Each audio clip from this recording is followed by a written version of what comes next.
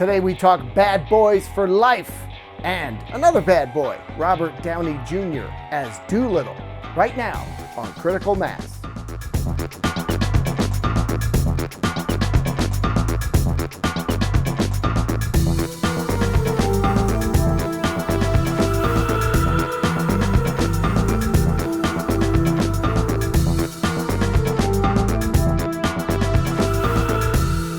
Hi, I'm Rich Bonaduce.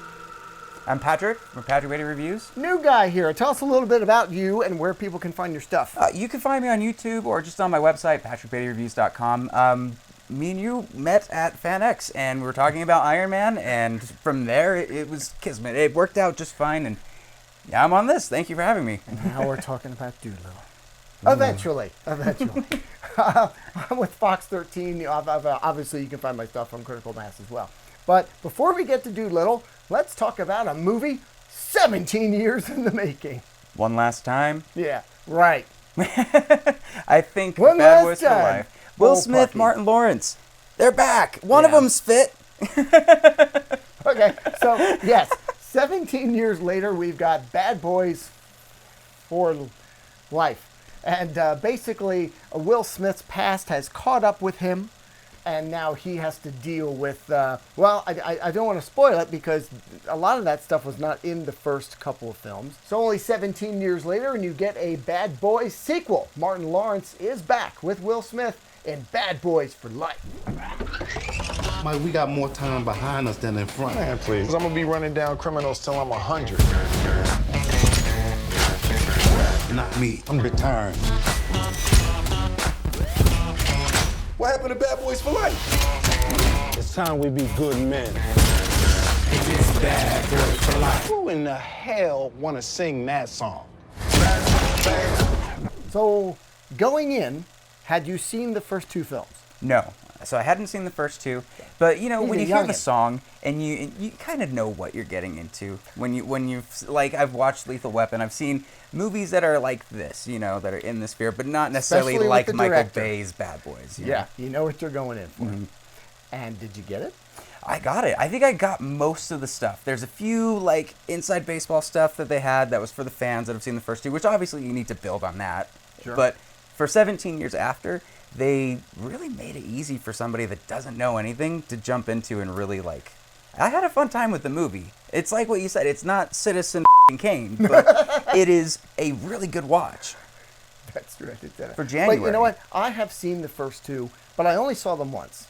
So I saw it in, I guess it's 95 and 2003, something like that. And I wasn't super thrilled with them. I don't mind big blow-em-ups, but I just didn't think they were all that great.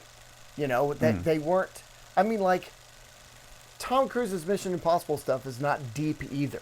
It's very much straight up action films, but they're like here as far as that kind of movie is concerned, in my opinion. And Bad Boys just wasn't. So I didn't care that they were coming back. I kind of didn't remember a lot of them. So I won't say I went in as cold as you, but I went in and went, oh, that's right. Oh, I remember this guy, because they do bring some people back, obviously. And they do introduce some new points, obviously. And they bring, like you were saying, everything I think that you're going to expect. You know, lots of explosions, lots of quips, lots of action sequences. And, Lord help me, I had a good time in it. I didn't expect to. I'm like, well, here's another one I got to sit through. And it was kind of fun. Yeah, you know, and it's fun in a dumb way. You know what I mean? Yeah, sure. It's like Fast and the Furious. It's not meant to be like a tour de force and change the world. It's just supposed to be entertaining for you, something you can go in, turn your mind off, and just like have a good time. Yeah. And they both did good. Like Will Smith and Martin Lawrence, I don't know their chemistry from the first two, so I can't really speak on that, but they had great back and forth. I Yeah, they loved did. Martin Lawrence's character kind of playing into he is not an action hero anymore Right. throughout the entire thing. Yeah. He's retired. Like the cool shots of like Will Smith coming out of a car, it'll cut to Martin Lawrence kicking up a recliner stool. Like it's hilarious when they do that kind of stuff. Yeah. I was going to say that. There are two things they did specifically I really liked. It's 17 years later, and they keep it in. It is 17 years later. Martin Lawrence is kind of out of shape, and they take their age, they make it part of the script, they make it part of the plot, they make it part of the humor, and they make it part of how they're going to have a sequel. Oh, yeah. You know, I mean, everything relates to the age and how much time has passed, and I thought it was great to do. And like you, I was going, oh, that's funny. That juxtaposition of how he lives and how he lives and all that, that was really funny. And another thing they did that, again, I'm not going to get into too much because I don't want to blow it, is there's always been this back and forth that Will Smith was like the bad cop to Lawrence's better cop. I won't say he was a good cop, but he's more cynical, and he dresses like a street tough and all that kind of thing. They give a reason for that now, that it happened before he was ever a cop. Like, he had this mission that got him kind of street tough, and that's why he's this way. I was like, okay, well, fine. You actually gave me a backstory on these guys. They aren't just quip machines. Is that, I got to ask you, for like because I've not seen the first two, is that Michael Bay's kind of shtick with these movies, where like he's not looking for depth within the characters, you know, and they go a little bit like what you said, but it's not like they're trying to make Skyfall. Right. But what did he do that is different from this one that made you like this more? I did like it more than the other two, which is very interesting. I didn't think I'd like this one very much. I thought it'd be, an average action flick. I think it's above that. Not to say it's deep, but I just like that they at least addressed some of that stuff from the first two movies. Why Will Smith is this way. And I did like that they stuck with the whole idea that, look, these guys aged. And we're not going to hide it. In fact, we're going to incorporate it. We're going to play it up. And they also... This is in the trailer, so I don't think I'm giving anything away.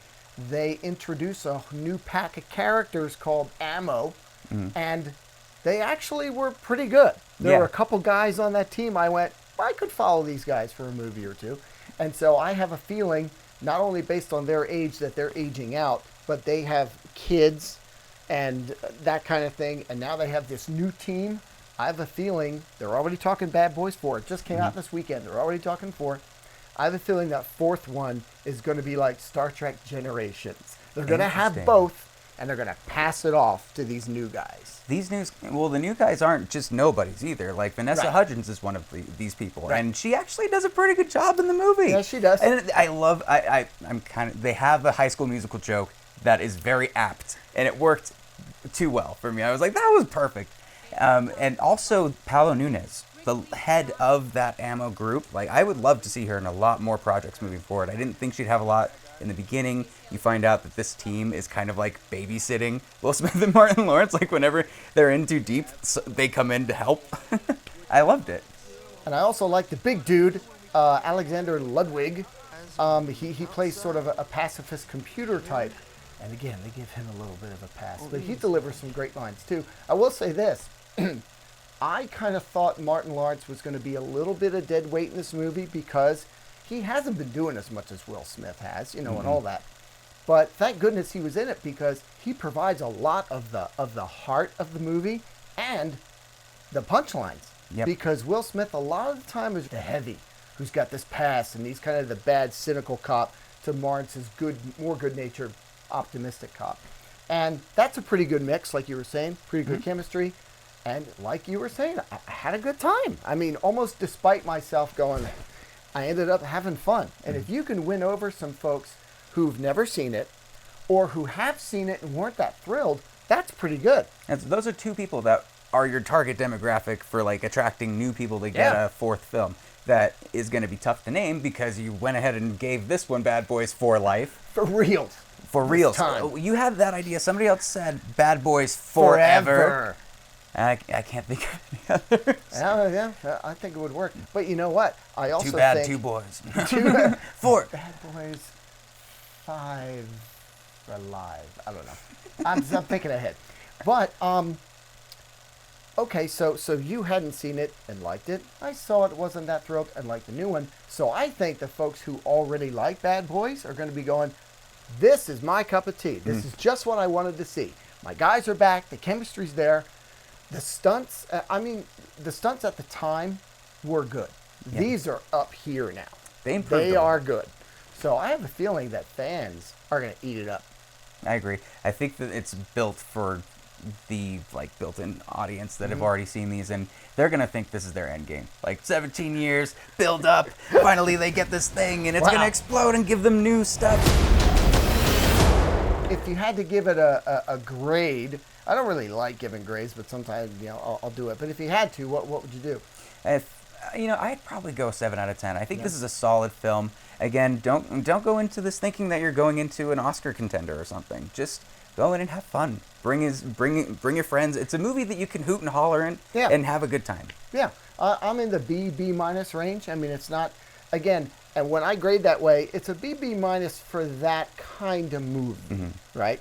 So yeah, if you're into this sort of action flick, lots of quips and fun stuff. I will say this, it did feel 123 minutes long. It's very I felt like, wow, this is kind of long. This isn't zipping along the way I thought it would. Although at the end, then they go completely overload, like third act carnage. It's almost over the top, and a lot of the lines and melodramatic stuff is you just roll your eyes, and that's what kind of brings it down for me. But I think it's a great installment to that franchise, and I think it's only going to give birth to at least 4, possibly 5.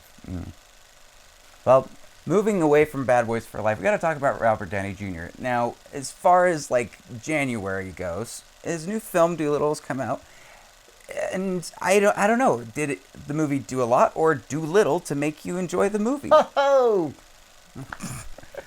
So I saw the trailer for it. I was glad that it was PG because I don't have kids, but I hear all the time from people that they can't take their kids to anything. Because even the superhero stuff, it's like PG-13, and there'll be a bomb here and there. And now, like with Deadpools and Logans, they're not taking their kids to that. But I was glad to see that it was PG. I don't think there are enough G and PG movies out there. And I saw the trailer, and I will admit I was not overwhelmed. But I'm like, you never know. Sometimes trailers just suck. Maybe they're not ready. Maybe they didn't have enough to edit from. So I'll give you a taste of the trailer right here. This is Dolittle.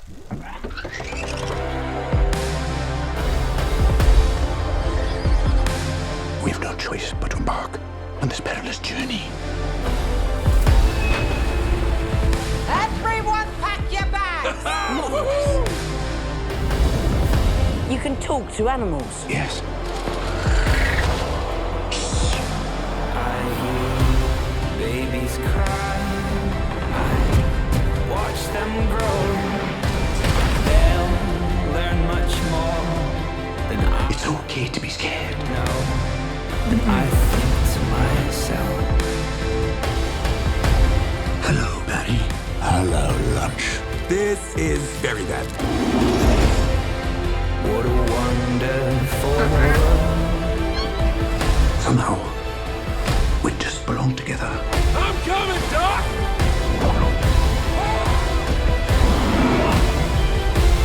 Yes, I think to myself, oh, what a wonderful world.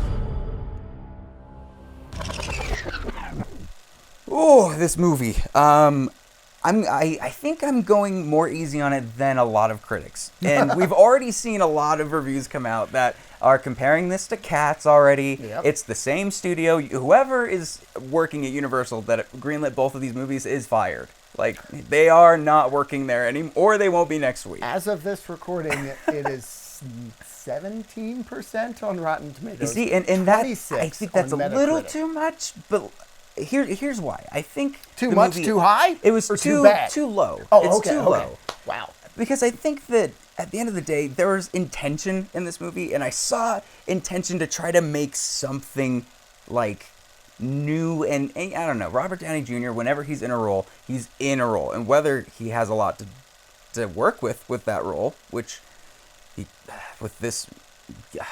But he tries his best, so I'll give credit for that. However, like, the movie's just nothing but fart jokes in the end. Yeah. Fart jokes and contrivances, things that we've already seen before. Predictable plots, a villain that literally twirls his mustache at some points. Like, Michael Sheen, who actually does was really a good well. actor. Yeah, I like Everyone's him. a good actor in this. Oh my gosh, yeah, the cast is crazy. And not just the voice cast, which is great, but there are some human actors in this film, and you're going, wow, I don't want to blow it. You'll be like, oh, that's one of my favorite British actors. Or this is this guy I know from this other movie. And they're gone. They were in it 2 minutes, done, see ya. Or weirdly, they're not in it at all until the very end, and you're expected to. I don't know what happened. I think half the movie's on the cutting room floor. I don't know what was happening on set. I don't know what was happening. I don't understand how a movie can go so south so quickly. Like the first act I was kind of into. It felt like I was telling you before. It felt kind of like Paddington to me, where it was sweet and they were just trying to be charming. Right. And I found it to be charming. Like all the birds. I'm spoiling. I don't care if you guys don't see this movie. That's fine. Okay, we'll tell you everything. He shows up at full, like, Hagrid. He's got a full beard, full everything, and all the birds and stuff get him taken care of Cinderella style. Part of me kind of thought that was charming. I was like, this is cool. But then they go into the stupid adventure, and it's like, all right. And then they get to the dragon. The dragon. There's a dragon at the very end. They actually open the film with a small animation to set up his backstory, and then they go into the film, and I went, "What? Wait a minute! That would have made a cool movie. It was more interesting. Was a great movie that we saw 2 minutes of as an animation." And then we get into the film, and I don't know if you noticed this, but I couldn't not notice it. Robert Downey Jr. must have done some kind of accent that they didn't like later, so they had him redub every line in the movie, and it doesn't quite match up like the way you would normally allow that for an animal, the way that I did for the duck. Ducks can't enunciate. I get it. I had to do that for Robert Downey the entire movie. And what's really weird is if you go back and watch it now, I was writing down how many times they purposefully did not show him speaking. Oh, no. Like they would show the reaction shot of the person doing this, or the over the shoulder, or the back of his head. Oh, no. You've got Robert Downey Jr. and they're trying not to show him speak. Do you remember when he was speaking through the mask at one point, and they just didn't want to show his mouth? I'm like, this is bad. They also did it for Antonio Banderas. If you want to be anyone, you want to be Antonio Banderas. But he had a beard, so you couldn't see the lips enough. But it's strange because you can tell their voices were mixed much more clearly than, like, say, Michael Sheen. Yeah. So when he's having this conversation with Michael Sheen is just speaking. And Robert Downey's voice is slightly above that and voice. It's, I don't know what was Is it going Irish? on. Is it French? Is it Welsh? English? Does he have a voice? Because the entire time he's talking like he has smoked 30 packs of cigarettes before he started. And it goes into an Irish accent. Yes. Like he'll switch into different accents. It's really throughout the movie. distracting. On Joe Rogan, I don't know if anybody watches Joe Rogan's podcast. He did a thing with Robert Downey Jr. yesterday. Oh. And he was talking about this movie.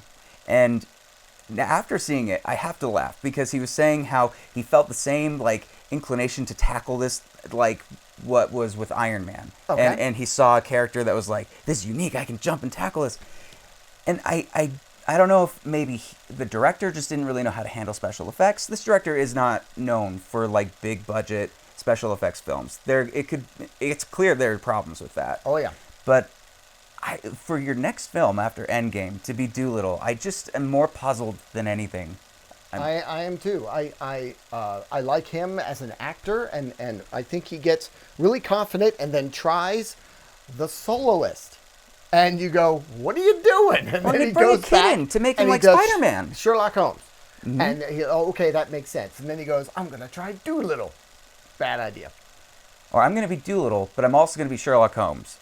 Or I'm also going to be Johnny Depp and create like a silly character type that you just like can't take seriously That is a at all. perfect description of what his character turned Crazy. into be. It turned into just a character of itself. A caricature. And it's true. That beginning part is really strong as far as I would love to have seen. It's just a montage of him and his wife traveling and helping animals. Yeah. That would have been a great How movie. he meets her and what they do in their adventures and setting up meeting him now. And it ends and I went, that would have been a cool movie. I hope they do that sometime. And then I watched, and I do hash marks sometimes, like in R-rated, R-rated, in R-rated it's like I can't do this anymore. In R-rated comedies, I'll like do F-bombs because half the time comedies rely on F-bombs for the punchline. This I hash mark how many times I like laughed. 5 in that movie. I can name them. That's how memorable they were. But they were the only ones. It's not that funny. It's really, there's some really choppy editing. In addition to that, I don't know if you're going to care, but I cared. The ending is just this mishmash of like 3 different adventure movies that they just threw together. Truly. And you just go, oh, okay, And they don't do anything whatever. different with it either. They just completely take plots where it's like, okay, so I know Antonio Banderas is now going to do this. Like, I remember sitting in the theater, something happens, and I immediately knew what the rest of the film would be. And it happened. It just beat for beat. I was like, well, it's probably because I already saw Pirates of the Caribbean. Yeah. Or I already There was a saw lot of Treasure that. Island. There was a lot of that in there. But I think they just missed the mark. Yeah, and I feel badly because a lot of work went into this. And again, a great cast, and I don't really have a complaint about the voice cast, doing the various animals. They tried their best and stuff, but in the end, they were just in something that either wasn't well thought out in the beginning, or something happened during the shooting, or something happened in the edit bay. That all that hard work is just, oh, you just feel bad. I felt bad for people in this film. Yep. In a world like today, though, soon we'll probably get reports about all of the stuff that happened behind the scenes, or Very well could we'll be. find out that Colin Trevorrow also wrote a script for this, and we're gonna find right. out that was better. Yeah, we'll get the director's cut. And it will be Release so the much Dolittle, release the Downey cut. better. Release the original Downey accent, whatever it was. That's what I'm curious about. You know what it probably is? Just a lot of whatever actually is happening. Just I don't know. But I do know, because I watched very carefully. I think they dubbed every one of his lines over again. like Tommy Wiseau levels bad in the room. Yeah. They were just like, wow, okay. Yeah, and so I'm sitting here, but when we went different times. There was a guy next to me laughing his way through it, but I'm pretty sure he was drunk. I think he'd been drinking. So if you're going to go see it, maybe don't take the kids, drink beforehand, and you might enjoy it, because he did. I did not. As far as I'm concerned, it's like a below average film. And I feel badly because of all the talented folks that went in, that worked on this. Yeah. Obviously the voice cast and human cast, but they just keep it just above water. But It's insane without how many people are in it. Oh, yeah. And without that, it would have just absolutely crashed and burned. It just about does. Yeah. It's for me, it's in like a D+-ish range, but I'm going to go C- just because of all the talent involved, and I don't think it was their fault. But I don't think it's going to be one of these ones where your kids, kids are going to watch this 100 times. This is Frozen or whatever. You won't have to worry about watching this movie hundreds of times at home. I'd like to forget this. I'd like to forget this happened. I don't want to think that Robert Downey Jr. chose this one right after, I want him keep doing your own stuff. I don't want to see you get another meeting with Kevin Feige and talk about how to bring back Iron Man, because this also didn't work. Although keep trying stuff. they've talked about that before this came out, that, with some of these other properties coming out that happened in the past, he might be in them that way, and I totally get that. But I just don't want to stifle his creativity. I just think he can, and because he obviously, produced this movie. He's a very creative guy. There was a lot of creativity on the screen, but it was shot in so many different directions. It's like, guys, pick an avenue. It's just crazy. You're going on all these different directions. It's a real shame. But so Dolittle did little, I guess, and that's a shame. So we've got, in addition to The Gentleman coming out with Matthew McConaughey and Hugh Grant, a whole host of other folks, we are dealing with Sundance because we're shooting here in Utah, and so in about 2 weeks or so, we're going to be going crazy for about 2 weeks. So what kind of coverage do you have in mind? So this is my first year covering Sundance's press, so I'm going to be jumping into as many screenings as I can, jumping into Q&As. You can find all the stuff, again, just on the website, patrickbeattyreviews.com.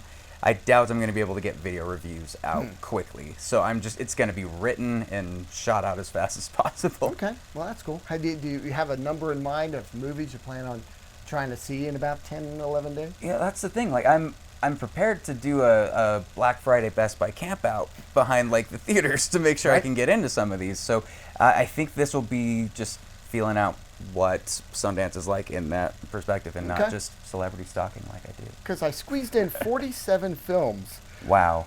One Sundance, but the late, great Jimmy Martin beat me and did 52 or something like that. And Wow. I'm like, you know what? I'm not even going to try to beat that. I was putting myself through hell to get 47, so forget it. But yeah, so we'll have a lot of Sundance stuff coming up, and hopefully some of those films that we see will be ones that get picked up, but you never know. So again, I'm Rich Bonaduce, and you can see me on Fox 13 pretty much all the time, and here on Critical Mass, I also submit stuff to Rotten Tomatoes. I don't submit to Rotten Tomatoes, but You I'm can. Patrick. yeah, follow me on the same stuff. Thank you again for having me. Like, I've been a big fan of your stuff for a while, good. and this is really cool. Well, hopefully you can come out like once a month, Yes. because that's what we're trying to do at Critical Mass, is literally amass critics from the Utah area. Some folks are not on the Utah Film Critics Association yet. Some folks are. Some folks will be. So that's what's really cool. So thanks for coming. And you might not know this, but the tagline is, we're not cynical. We're just critical.